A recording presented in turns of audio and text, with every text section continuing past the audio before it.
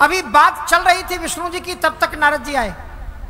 नारद जी आए, उन्होंने कहा कि महाराज एक समाचार है, जल्दी से आप मेरी बात सुन लो। तो उन्होंने कहा बताओ बताओ जल्दी क्या बात। बोले जितने जल्दी हो सके बारात को पीछे के दरवाजे से लेकर के आप निकल जाओ, अपने घर लौट जाओ, ये शादी कैंसिल। शंकर जी ने कहा शादी कैंसिल, बारात लेकर क्या बात है? कहा कि महाराज अभी हम लड़की के घर गए थे, पार्वती जी के घर। बोले तो क्या हुआ?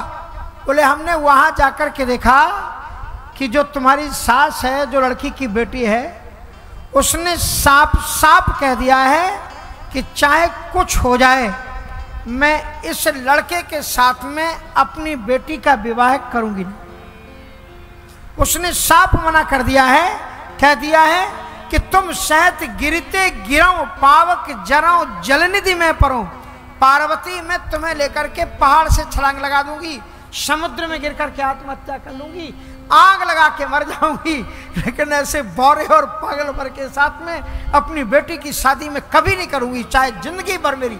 अच्छा एक बात लिखी हुई है मनुस्मृति में, ये तो लिखा है कि समय के अंदर में बेटी का विवाह कर देना चाहिए, लेकिन एक बात और मनुस्मृति में लिखी है कि अगर आपको सुयोग्य वर ना मिले तो चाहे सारी जिंदगी भर बेटी को अपने घर में बैठाना पड़े तो अपने घर में बैठाना, पर अयोग्य वर के हाथ में अपनी बेटी के हाथ को कभी मत सौंपना।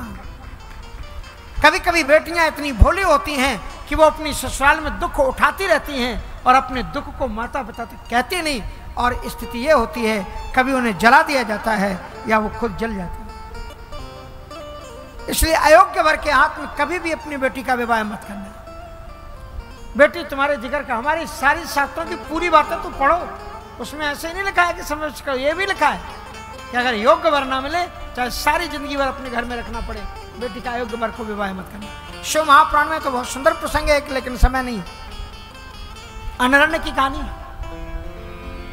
तो मैं आपको ये बता रहा था कि नारद जी ने बताया कि बेटी की मां ने निश्चित कर लिया है कि भले ही वो आत्महत्या कर ले, कुछ भी कर ले, लेकिन किसी भी प्रकार से वो अपनी बेटी का विवाह आपसे करने के लिए जीवित विवाह ना हो करूं, मैं अपने जीते जी एक कन्यादान नहीं करूंगा। ये बात उन्होंने की। अब जी जब ये बात उन्होंने की तो शंकर जी ने पूछा ये बात कितनी देर की है? बोले बस मैं अभी घर से अभी आ रहा हूं सीधे। बोले तुम्हें आने में कितना टाइम लगा? बोले ज्यादा ज्यादा आधा घंटा लगाओ। तो बोले ये न्यूज तुम्हारी पुरानी हो गई, अभी जाकर के न्यूज लेकर के आओ। अब नारद जी फिर गए, और फिर जब गए तो उन्होंने एक नजारा बदला हुआ देखा। पहले जब गए थे तो बेटी की मां बोल रही थी, और अब जब नारद जी गए तो अब बेटी मां की बेटी बोल रही है। और माताओं और बेटियों और सभी को ये चौपाई जरा ध्यान रखना जो पार्वती जी ने कही है, ये सभी को बहुत शिक्षा देने वाली चौपाई है।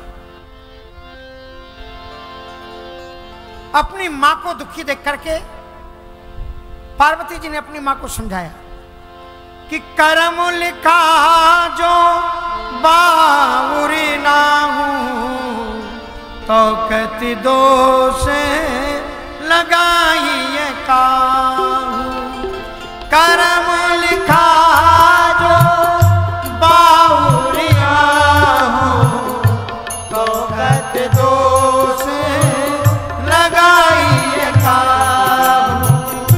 तुम सन मिटाएगी विधि के अंका, माँ तो व्यर्थ जन लेहु कलंका। तुम सन मिटाएगी विधि के अंका, माँ तो व्यर्थ जन लेहु कलंका। माँ तो व्यर्थ जन लेहु कलंका। हर एक माँ बाप अपनी जीवन की पूरी कमाई अपनी बेटी को और बच्चों को सुखी बनाने में लगा देती है, क्योंकि बच्चों ने नहीं देखा हुआ होता है कि माँ बाप ने कैसे पैसा कमाया। एक दृष्टांत में थोड़ा सा आपको सुनाऊंगा। कलकत्ते की बात है। एक कोई धनाढ्य व्यक्ति था, उसका बिजनेस कई कंट्रियों में था, तो अपने बिजनेस के काम से उनको विजिट करना पड़ता था उन शहरों में जहां जहां उनके कर्मचारी थे, काम था, ब्रांच थी। तो वो कलकत्ते आया, वहां उसका बिजनेस था, कंपनियां थी, फैक्ट्रियां थी, और काम उस दिन की मीटिंग पूरी नहीं हुई तो उसको रात को रुकना पड़ा। तो उसने अपने मैनेजर से कहा कि एक काम करो, कोई साधारण से एक रूम की व्यवस्था कर दो, ये काम मीटिंग पूरी नहीं हुई, आज मुझे रात को यहां रुकना पड़ेगा, एक रूम कर दो मुझे, साधारण सा, किफायती हो, ज्यादा महंगा ना। तो मैनेजर हंसा। तो उस बिजनेसमैन ने पूछा कि आप मेरी बात को सुनकर के हंसे क्यों? कहा कि सर, इसी बिजनेस के काम से कभी कभी आपका बेटा आता है, ये बेटों को भी सुनने की जरूरत है और बापों को भी सुनने की जरूरत है इस दट्टन। कभी कभी इसी काम से कभी कभी आपका बेटा भी आता है, और अगर काम पूरा ना हो, उसे रात में रुकना पड़े, तो वो मुझसे कहता है कि जो मुझे आज रात को रुकना पड़ेगा, जो कलकत्ता का सबसे कीमती होटल हो उसको बुक कर दो, क्योंकि मुझे रात को रुकना है। आपका बेटा जब रुकता है तो कहता है सबसे कीमती मुझे होटल चाहिए, और आप कह रहे हैं कि मुझे साधारण सा कोई होटल खोजिए। ये आप में और आपके बेटे के विचार में इतना फर्क क्यों है? तो बाप ने उत्तर दिया कि फर्क ये है कि मैं एक गरीब बाप का बेटा हूं और वो एक अमीर बाप का बेटा है, यही दोनों में फर्क है। मैंने अपने बाप को कठिन परिश्रम करते हुए देखा है कि कैसे उसने एक एक पैसा इकट्ठा किया, कैसे उसने घर बनाया, लेकिन ये तो तब पैदा हुआ जब उसका बाप अमीर बन चुका था। इसलिए इसे पता नहीं कि एक एक पाई कैसे कमाई जाती है। बच्चों को समझना चाहिए कि जो लक्ष्मी का सम्मान नहीं करता, लक्ष्मी उसकी सम्मान नहीं करती। और इस प्रकार से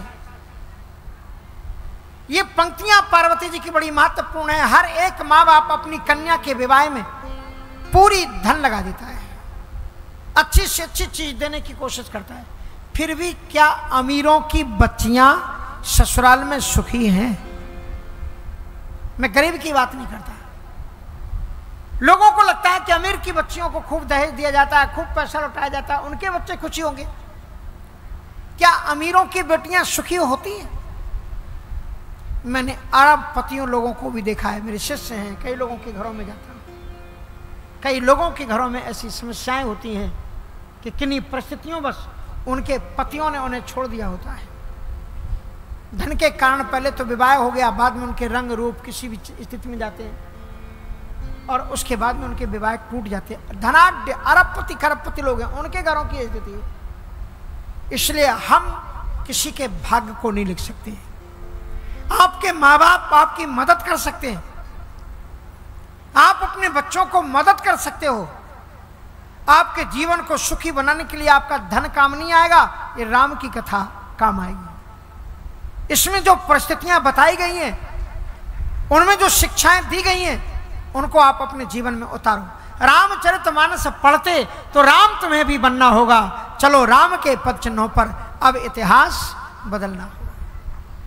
पार्वती जी ने दो पंक्तियां कही अपनी मां से कि मां तू व्यर्थ जने लेहू कलंका, मां तू व्यर्थ जने लेहू कलंका, तुम सन में कहेगी विधि के अंका, तुम सन में कहेगी विधि के अंका, करम लिखा जो बाहुर नामू, करम लिखा जो बाहुर नामू, तो खत दो लगाई काहू, तो कत दो से लगाई काहू।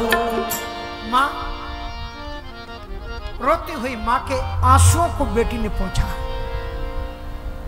गले लग गई पार्वती कि माँ रो मत, यदि मेरे भाग्य में सुख और दुख कुछ भी लिखा है तो तुम कैसे भी घर में मुझे भेज दो। सुख दुख मेरे भाग्य में लिखा है तो वहीं जाकर के मिलेगा। सुख लिखा है तो आप झोपड़ी में भी भेज दो।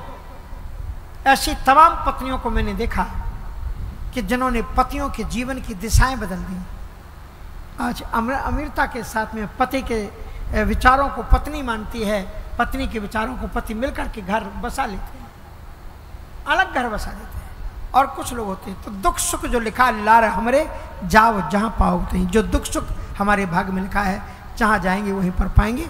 उसके बाद में फिर विवाह होता है और विवाह में भगवान शंकर जी चाहते हैं कि मैं ऐसा विराट रूप दिखाऊं कि मेरा विवाह हो ही नहीं, बंधन से बच जाऊं। शंकर जी ज्यों ज्यों विराट रूप धारण कर रहे थे, भगवान राम जी वहां पर प्रकट हुए और नील निचोल छाल भई सुंदर फणी मणि भूषण रोम रोम पर उदित कोट में भूषण। भगवान शंकर जी के जो उन्होंने राख लगा रखी थी, एक एक रोम से करोड़ों करोड़ों सूर्यों की किरणों की छटाएं चमकने लगी। जो उन्होंने सर्प के आभूषण पहन रखे थे वो मणि मुक्ता जड़ित स्वर्ण के आभूषण बनकर के खिलखिला उठे। उनके कानों में कुंडल दीप्यमान हो गए। इसलिए सर्वालंकार भूषितम भगवान शंकर जी का श्रृंगार हुआ और उनकी भावनें पड़ी।